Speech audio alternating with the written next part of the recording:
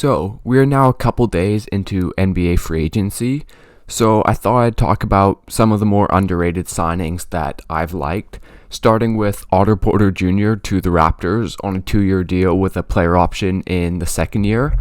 I think this is a good signing for the Raptors. Otto Porter Jr. fits into the type of player they like for the Raptors.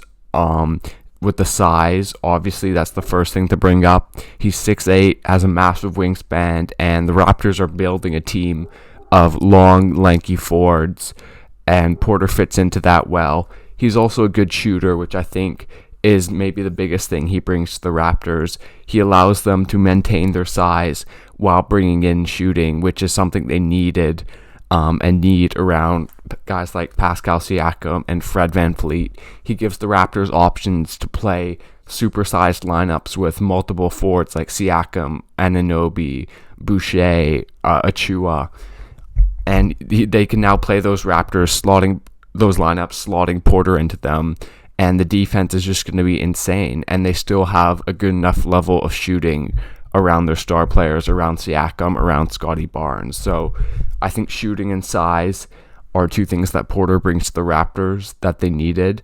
Well, they didn't really need size, but they really do like having a lot of tall players and players who are multi-position defenders on defense.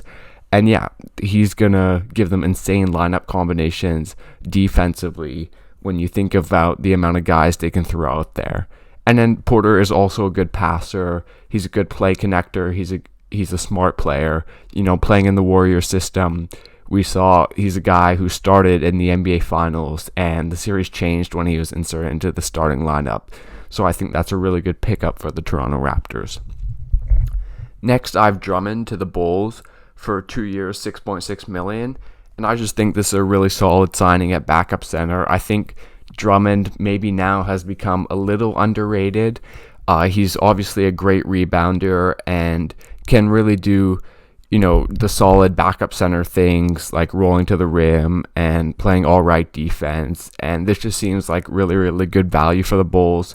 I think they've needed a backup center. They tried to sign Tristan Thompson, but someone who can back up Vooch. Someone who's rebounding gives them the option to play lineups where DeRozan is at the 4 or even where Levine is at the 4, and they can get more shooting out there, more offense. And yeah, I think Drummond, obviously his value has declined a lot in recent years. People have figured out that he's not an all-star and he's not super valuable, but I still think as a backup, he's really, really solid, and I think he's definitely going to have a couple of big games this season for the Bulls. And yeah, for $3.3 million a year for a quality backup center, I think is a good price when you look at how much teams like the Mavericks paid for JaVale McGee, or the Knicks for Isaiah Hartenstein, though Hartenstein does bring things like passing that Drummond doesn't really have.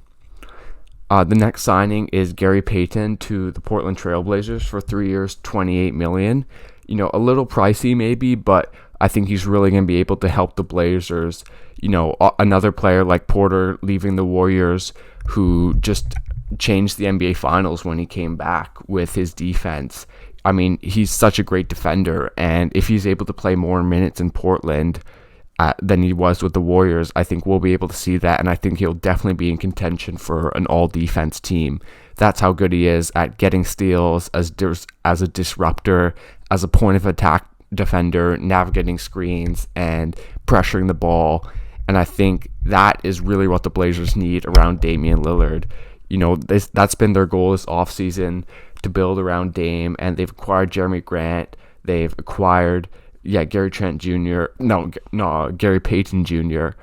And yeah, they're adding defense. They have Josh Hart, who's still on the roster. They re-signed Nurkic. They re-signed Anthony Simon. So the Blazers, I think they've had a better offseason than they did last year. And I think it should be interesting to see where they finish in the West, because the West is just absolutely loaded.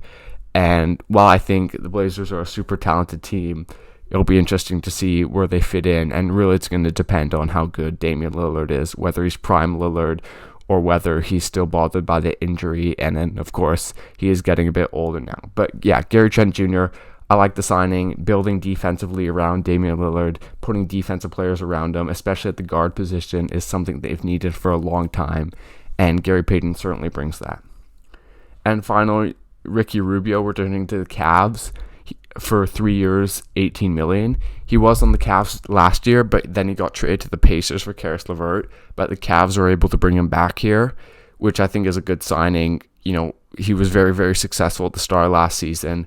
I think $6 million a year for someone who is a very good point guard, very solid, very good playmaker, one of the best passers in the NBA, and someone who, the Cavs, they have Garland, they have LeVert. We'll see what they do with Sexton, who is a restricted free agent, but Rubio, his playmaking, his leadership, he's also a pretty good scorer outside the three-point line. He's quite crafty. So I just think this is really good value for the Cavs, bringing someone back who was successful at the start of last season. And yeah, they paid Garland the max. They have Mobley. They have Jared Allen. So they're another young team. They didn't do much. And then, of course, we're still yet to see what happens with Sexton. But I think the Rubio signing is a good signing. Yeah, so those are just a couple signings that I thought maybe going a little bit under the radar that I've liked. I didn't mention the Sixers and the Sacramento Kings signings because I'm probably going to do a full video on those. And then I didn't mention maybe my most underrated signing of the offseason, which was Bruce Brown to the Nuggets, because I did a blog post on that. So that'll be in the pinned comment. Thank you for watching. Leave a like and subscribe to this channel for more NBA content like this.